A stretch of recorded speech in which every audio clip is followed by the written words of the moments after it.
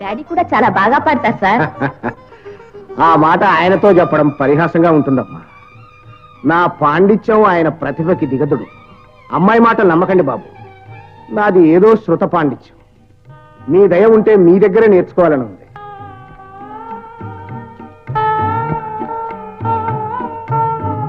సరేలే, మీరే నేర్చుకుంటే మీ శిష్యులు ఏమవుతారు? మాస్టర్ గారి దగ్గర నేను నేర్చుకుంటాను. ఏం గురుజీ, నాకు సంగీతం నేర్పుతారా? నన్ను మీ శిష్యరికం చేయిస్తారా? మరొక విన్నపం. మీ విద్యను 10 మంది విని ఆనందించాలని నా కోరిక. నేను ఈ ఊళ్ళో రేడియో స్టేషన్ సలహా సంఘ సభ్యుడిని. మీకు అభ్యంతరం లేకపోతే దయచేసి ఒక్కసారి మీ వేణుగానం రేడియోలో వినిపించాలి. Stop stop. గురువు గారికి అభ్యంతరం లేకపోయినా శిష్యురాలికి నాకుంది. ఆయనంత చవక్గా పాడించేస్తే ఊరుకునేది లేదు. నేషనల్ ప్రోగ్రామ్ అరేంజ్ చేయండి. మీ విన్నపాన్ని గురించి ఆలోచిస్తాం. ఏం గురుజీ? ఏమమ్మా, ఏనుగులు బేరం చేసి పూరి గుడిసెలో ఉంచుతావా? దానికి ఇచ్చే స్థానం దానికి ఇవ్వాల్సిందే. ఆయన ఊ అంటే ఆ సంగీతం ఈ దేశం అంతటా వినిపించేట్టు చేస్తాను.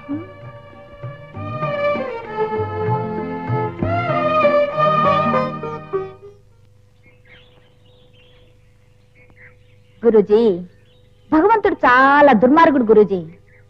లేకపోతే ఏమిటి చెప్పండి? ఇంత అపురూపమైన కళనిచ్చి మీకు గొంతిచ్చుంటే ఎంత బాగుండేది. ఫ్లూట్ వాయించే మీరు మా మతి పోగొడుతున్నారంటే నిజంగా మీరు పాడగలిగుంటే ఓ ఇంకెంత అద్భుతంగా ఉండేదో. ఇదే గురూజీ, నా జీవితంలో 2 కళాకారుల పాట విని నేను ఒళ్ళు మర్చిపోయాను. ఒకరు మీరు, 2 ప్రఖ్యాత గాయకుడు గోపీనాథ్. ఇది గోపీనాథ్ రాధాదేవి పాడిన పాట. ఈ పాట అంటే నేను చెవి కోసుకుంటాను గురూజీ. ఇది వింటుంటే పాట పాడినట్టుండదు. వాళ్ళిద్దరి గుండెల్లో నుంచి ఆ పిలుపు వినిపించినట్లుంటుంది. ఇది వినండి. సూర్య చంద్రులు వెలిగేదాకా, తరులు గిరులు నిలిచేదాకా, సూర్య చంద్రులు వెలిగేదాకా, తరులు గిరులు నిలిచేదాకా,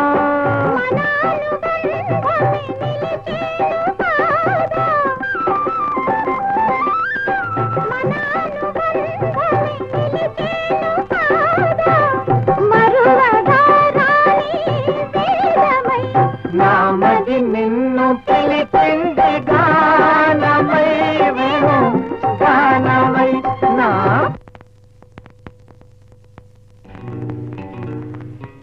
కొందరు మనుషులు దూరమైన పీడకల్లా వెంటాడుతూనే ఉంటారు కదా. ఆనాడే గోపిని పోలీసులకు అప్పగించుంటే. సుధాకర్ గారు, ఇది గోపి మీద కోపం కాదు, నీ మీద ప్రేమాన్ని నువ్వు అర్థం చేసుకుంటే అంతే చాలు. దానివల్ల మీకేం ఉపయోగం? అతను ఎక్కడైనా ప్రశాంతంగా బ్రతికున్నాడని తెలిస్తే మర్చిపోగలేము. కనీసం మర్చిపోవడానికి ప్రయత్నిస్తారు. ప్రయత్నించడం కాదు, మర్చిపోవాలి. లేదా గోపి ఎక్కడున్నా సరే వెంటాడి కాల్చి చంపేదాకా నేను నిద్రపో. ఆలోచించు.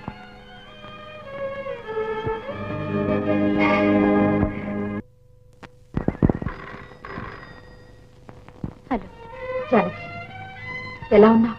వదినా, నువ్వెలా ఉన్నావు వదినా? బాగానే ఉన్నాను. కంపెనీ అంతా బయలుదేరి ఇవాళ హైదరాబాద్ వెళ్తున్నారు. మళ్ళీ నిన్నెంతకాలానికి చూస్తానో ఏమో. కనీసం ఫోన్లో అయినా మాట్లాడదామని. మేము రేపు హైదరాబాద్ బయలుదేరుతున్నాం వదినా. హైదరాబాద్ కా? అవును, ఆయనకి ఏదో పని ఉందట. నాకు కాస్త ఆటవిడుపుగా ఉంటుందని రమ్మన్నారు. భగవంతుడి దయ వల్ల అన్నయ్య అక్కడైనా కనిపిస్తాడేమోనని. అంటే మీ అన్నయ్య సంగతి ఏమీ తెలియలేదా? లేదు వదినా.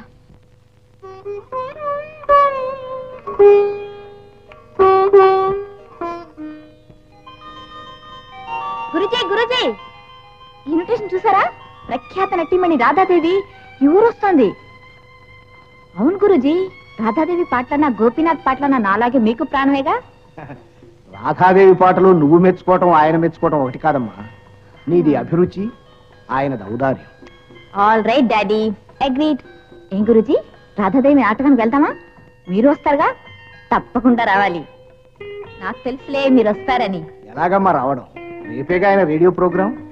అయితే 8 గంటలకు ప్రోగ్రాం అయిపోతుంది. నాటకం 9 గంటలకు ప్రారంభం అవుతుంది. రేడియో స్టేషన్ నుంచి సరాసరి థియేటర్కి వెళ్ళిపోదాం. బై రేపు మా కాలేజ్ సెలవు. అమ్మా, కాలేజీ నీకు సెలవు ఇచ్చిందా, నువ్వే కాలేజీకి సెలవు ఇచ్చావు? నేనే మా కాలేజ్ సెలవు ఇచ్చేసాను. మర్చిపోయారా డాడీ?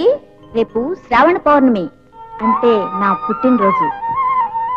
గురుజీ, నా పుట్టినరోజు అంటే నాకెంతో ప్రాణం. ఎందుకో తెలుసా? అది మా అన్నయ్య నన్ను ఆప్యాయంగా దీవించే రోజు, కొత్త బట్టలు కొనిచ్చి మనసారా ఆశీర్వదించే రోజు. మా అన్న చెల్లెళ్ళ అనురాగానికి ఈ పుట్టినరోజు ఒక చల్లని గుర్తు. ప్రాణానికి ప్రాణంగా చూసుకునే ఈ చెల్లాయిని ఒంటరిగా వదిలేసి అన్నయ్య దూరం అయిపోయిన రోజు.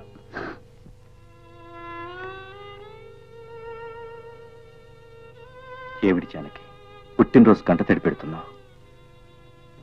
నన్ను ఇంటి దాన్ని చేయాలని అన్నయ్య ఎన్నో కలలు కన్నాడు. ఆ కలలు పండిన మొదటి సంవత్సరం అన్నయ్య నాకు కరువైపోయాడు. ఎలా ఉన్నాడు, ఎక్కడున్నాడు? బాధపడుకు జానకి, ఆయన ఎక్కడున్నా ఎలా ఉన్నా మనసు నీ మీదే ఉంటుంది.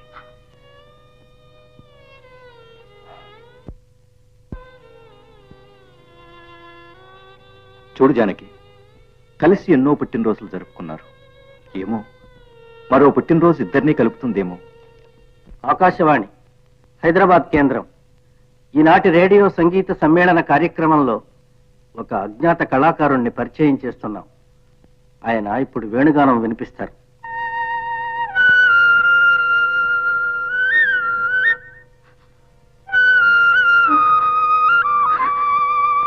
ఏమండి, ఇది పాడుతున్నది మా అన్నయ్యనండి. ఇది మా అన్నయ్య.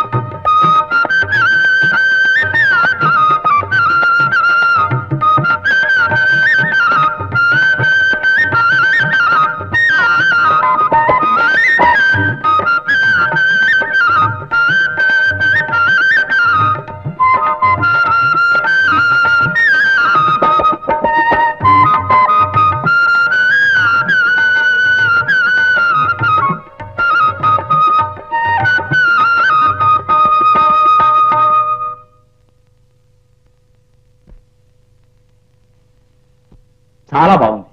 ఇంత మాధుర్యమైన సంగీతం ఈ మధ్య అన్నడూ వెళ్ళలేదు. బాబు, రేడియో శ్రోతలకు మిమ్మల్ని పరిచయం చేయగలిగినందుకు నేనెంతో గర్వపడుతున్నాను. Wonderful, top Guruji, great. మీ సంగీతం విని ప్రభుత్వం మీకు ఇచ్చిన కానుక. పదండి గురుజీ, త్వరగా వెళ్ళాలి. Come on daddy. ఏమ్మా, నాటకానికి వెళ్ళక తప్పదా?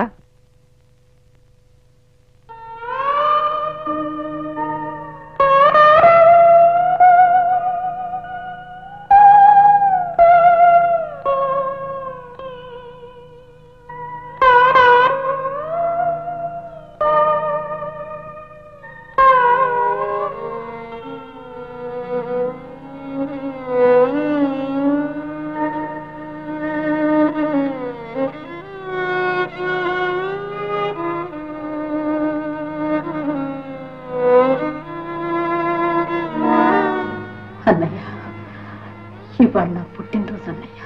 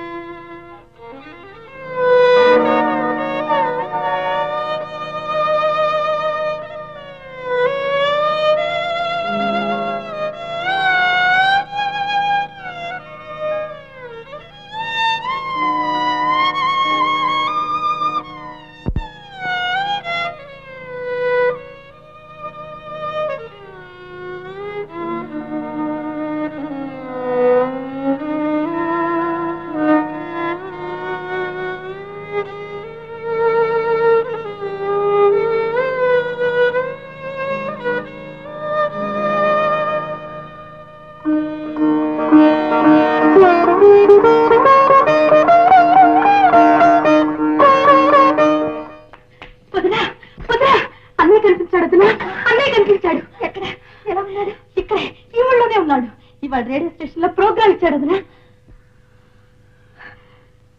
ఎంత చల్లని మాట చెప్పావు జానకి. అతను ఎక్కడున్నా క్షేమంగా ఉండడమే నాకు కావాల్సింది. నేను కోరుకునేది కూడా అదే. వదినా, అన్నయ్యని ఇక్కడికి తీసుకొస్తాను, ఇప్పుడే తీసుకొస్తాను. పిచ్చిదానా, అతను ఇక్కడికి రాడు. గోపి మనసు నాకు బాగా తెలుసు జానకి. సుధాకర్ గారు,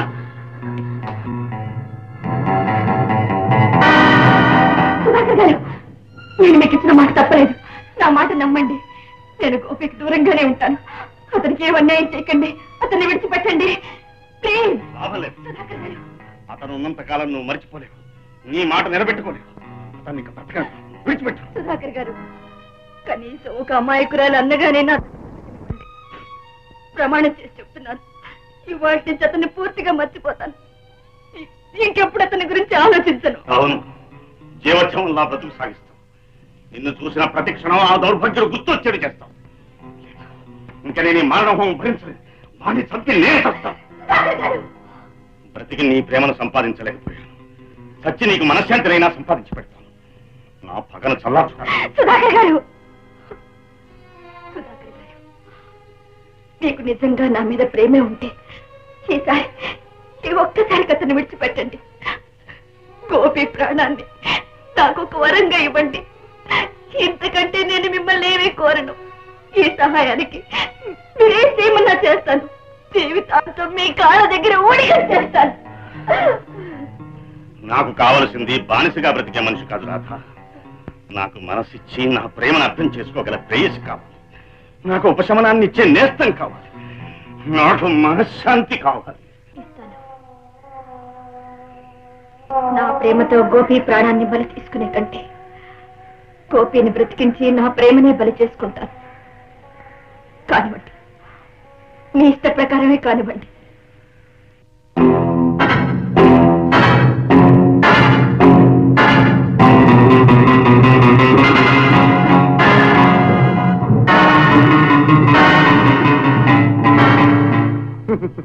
మొత్తానికి ఇన్నాళ్లకు అయ్యగారు రాధమ్మ గారిని ఒప్పించారు. ఒప్పుకున్నది నా మీద ప్రేమ వల్ల కాదురా, ఆ దౌర్భాగ్యుడి ప్రాణం మీద తీపి వల్ల. రావుల్, నా కోరిక పూర్తిగా ఫలించాలంటే వాడు పూర్తిగా.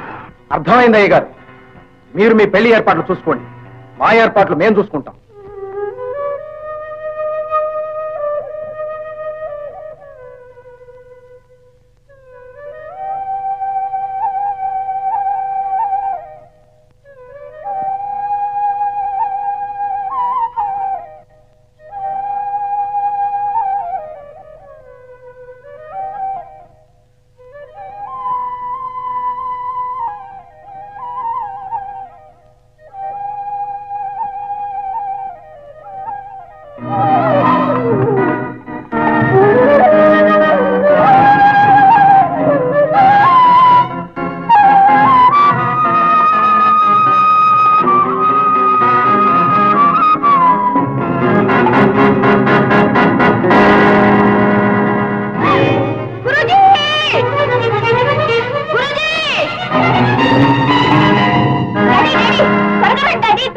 ఏమిటమ్మా, ఏమైంది? గురుజీ దొంగలెత్తిపోతున్నారు డాడీ. దొంగలు డాడీ, దొంగలు.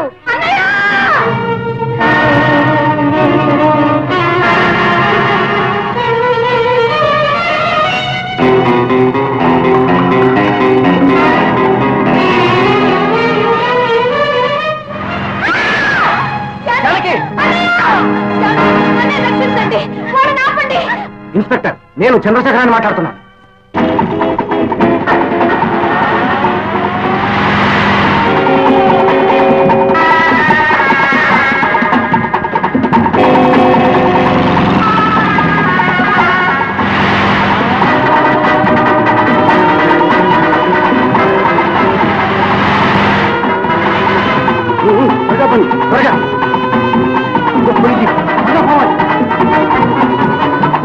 త్వరగా పోనీ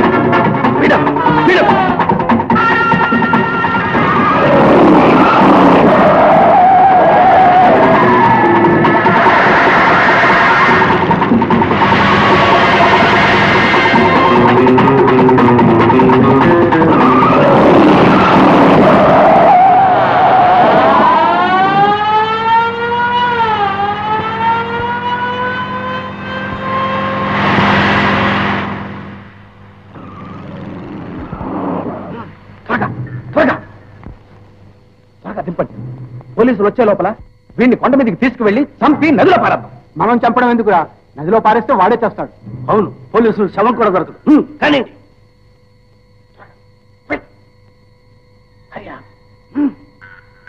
తీసుకురండి.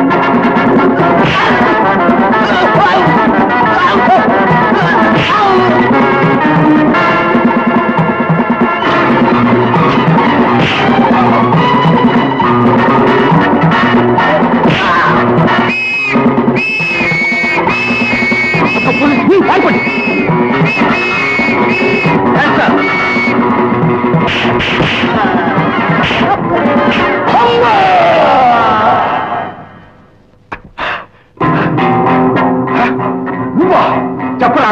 ఎవరు చెప్పమన్నారు? చెప్పు చెప్పు చెప్పరా? ఎందుకు చెప్పావు? చెప్పు. చెప్పలేరా? చెప్పకపోతే నీ ప్రాణాలు తీస్తాను. చెప్పు. ఎందుకు చెప్పావు? చెప్పరా? చెప్పు చెప్పు చెప్పు.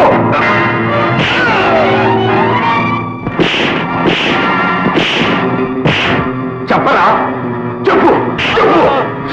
అన్నయ్య గుర్తొచ్చింది. అన్నయ్య దానికి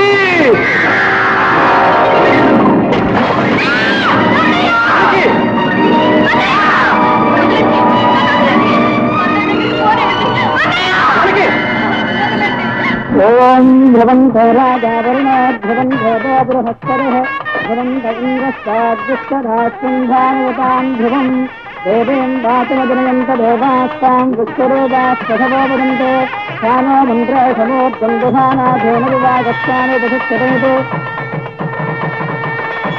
mister Sudhakar, you are under arrest. ఎందుకు? రాధాదేవి తండ్రిని హత్య చేయించినందుకు.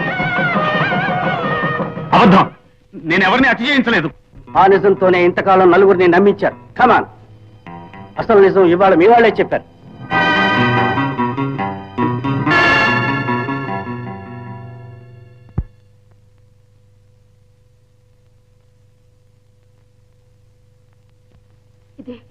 ఇది నిజమేనా ఇన్స్పెక్టర్ గారు? అవునమ్మా, ఇతనే కుట్ర చేసి వీళ్ళ చేత మీ తండ్రిని హత్య చేయించాడు.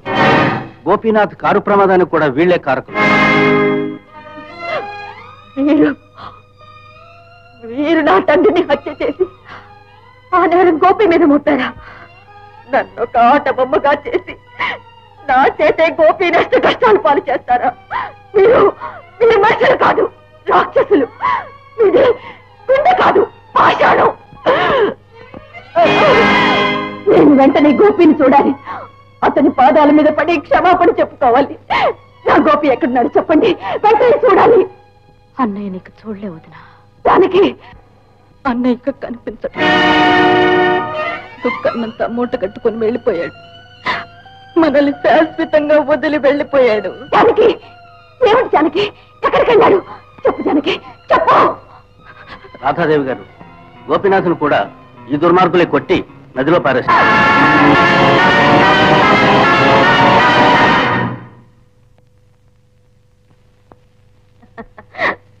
వెళ్ళిపోయావా గోపి? నన్ను ఒంటరి దాన్ని చేసి వెళ్ళిపోయావా? నేను క్షమాపణ చెప్పకుండానే వెళ్ళిపోయావా గోపి? గోపి గోపి, బ్రతుకులో మనం ఒకటి కాలేకపోయినా చావులో మనం ఎవ్వరు వేరు చేయలేరు గోపి. నేను కూడా నీ దగ్గరికి వస్తున్నాను గోపి. గోపి గోపి,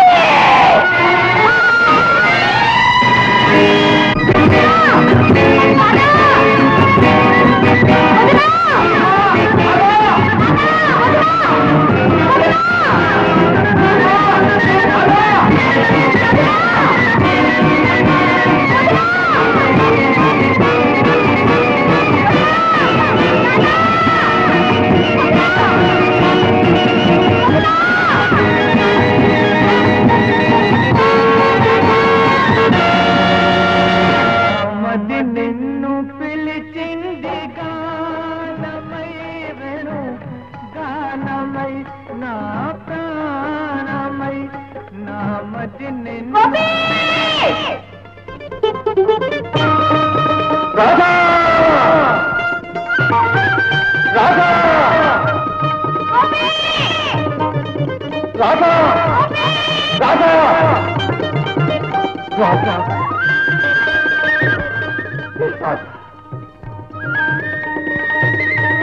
రాధా జానకి జానకి జానకి రాధా